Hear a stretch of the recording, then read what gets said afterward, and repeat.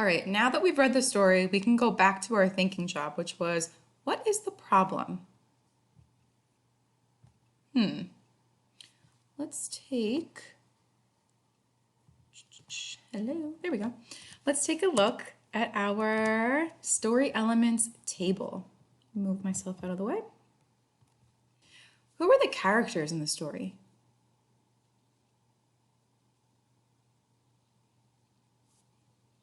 I agree.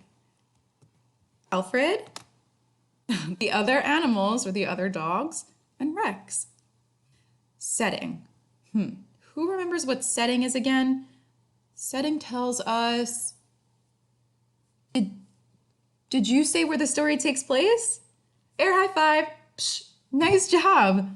What was the setting of the story?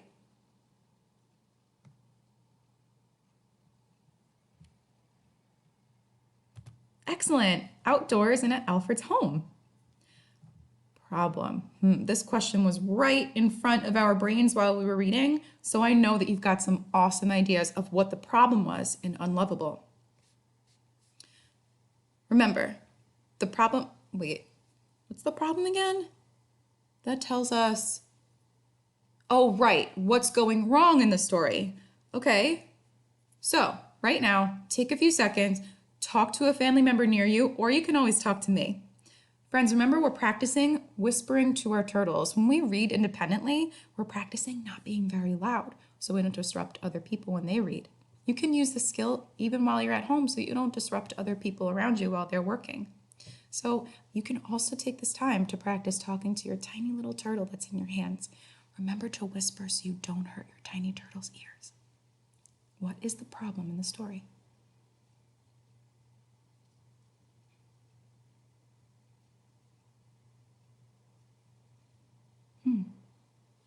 Now that you've had a few moments to discuss, let's see what it is. Did you say Alfred felt unloved? That was definitely the problem, friends.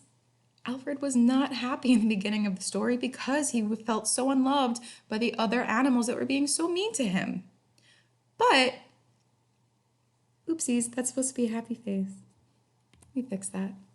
But we said, there we go. Whoops. We said that at the end of the story, we were feeling happy, right? So what made us feel so happy at the end? What was the solution to the problem? Take a few seconds and talk to the same person, or me, or your turtle. What do you think?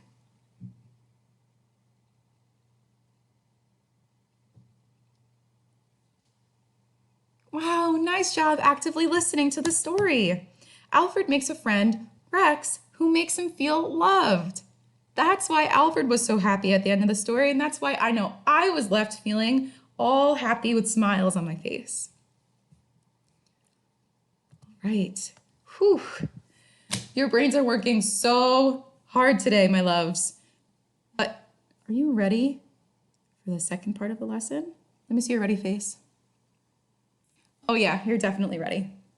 All right, we're going to read the story, The Search. Remember, good readers always read the text at least 2 times. So every time you read the story, you can color in one of these stars down here. So I'm going to jump to Nearpod so that we can read the directions together and you can see exactly what your independent practice looks like. Sound good? Sounds great. Alrighty. Hello, there we go.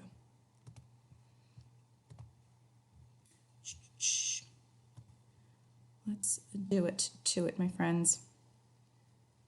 I know you're gonna like this Nearpod. You ready for this GIF? If it ever decides to load, there it goes.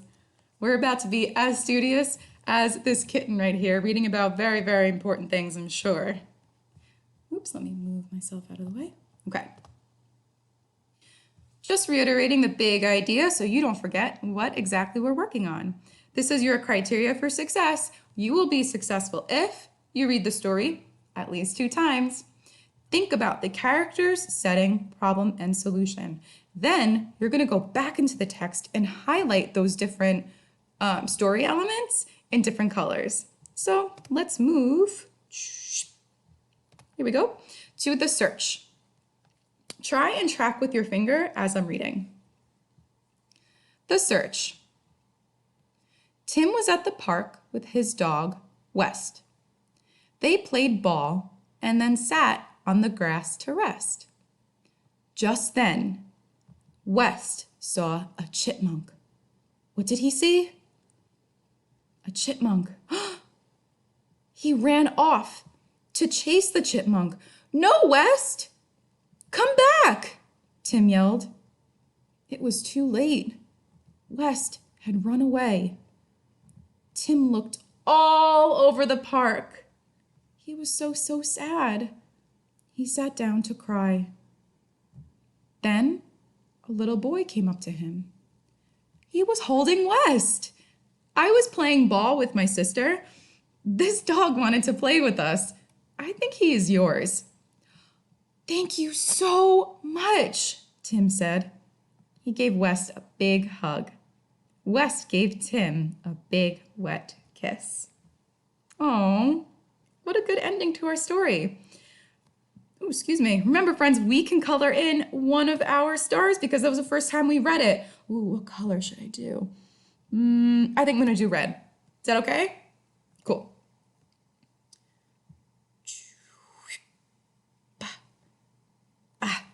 Not perfect, but I tried my best, right? All right. Remember, we need to read it how many times? 2 times. Let's do it again. The search. Tim was at the park with his dog, West. They played ball and then sat on the grass to rest. Just then, West saw a chipmunk. He ran off to chase the chipmunk. No, West! Come back! Tim yelled. It was too late. West had run away. I don't know about you, but just in that first paragraph, I can see 3 story elements. Can you see any? You got this. Let's keep reading. Tim looked all over the park. He was so sad. He sat down to cry. Then a little boy came up to him. He was holding West. I was playing ball with my sister. This dog wanted to play with us. I think he is yours. Thank you so much, Tim said. He gave West a big hug. West gave Tim a big wet kiss. Ooh, that's number 2. I'm going to color it this pretty blue.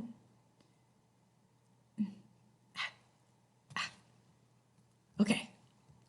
Now, oopsies, let's go to our directions. What do I need to do? We read the story at least 2 times. You could say, check. Now we need to highlight the characters in blue. What color are the characters? Blue. Okay, so I'm going to go to my highlighter and choose blue. Can you point to where the characters are in the story so I can highlight them?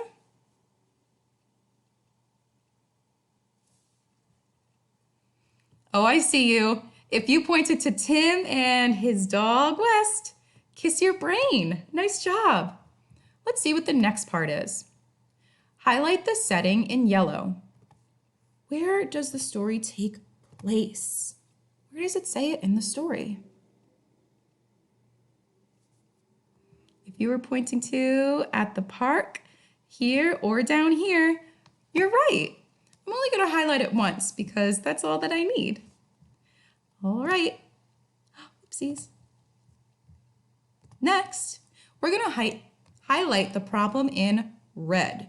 What was the problem of the story?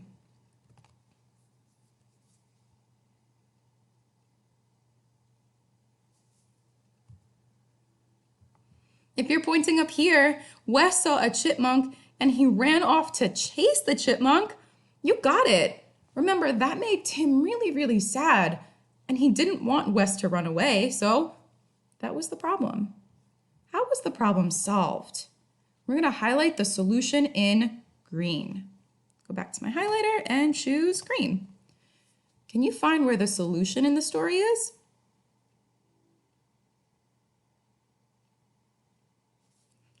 If you're pointing over here, then a little boy came up to him. He was holding West. You got it. Whew. Friends, kiss your brains. We just did a lot of work identifying all of those story elements in the search. This example is going to stay in Nearpod, so if you need to reference it at any time during your independent practice, it's right here to help you. Also, you want to see what else is here to help you? Look at all of these resources. I even uploaded the PowerPoint that we went through. Yeah, amazing, right? Here's our anchor chart, just in case, and the definition of a solution and a problem. So you've got all of these resources here for you, friends. You can always rewatch this video if you need additional help.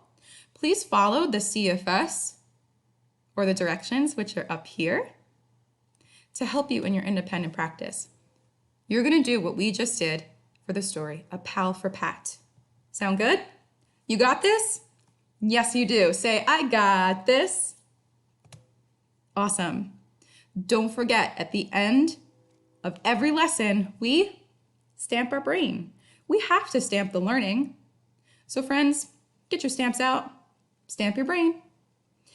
Every story has a problem and solution. Practicing helps us with problem-solving skills. Stamp. Now remember this learning forever. I cannot wait to see your work today, friends. Have an awesome, awesome time identifying the problem, solution, and the other story elements in your story today.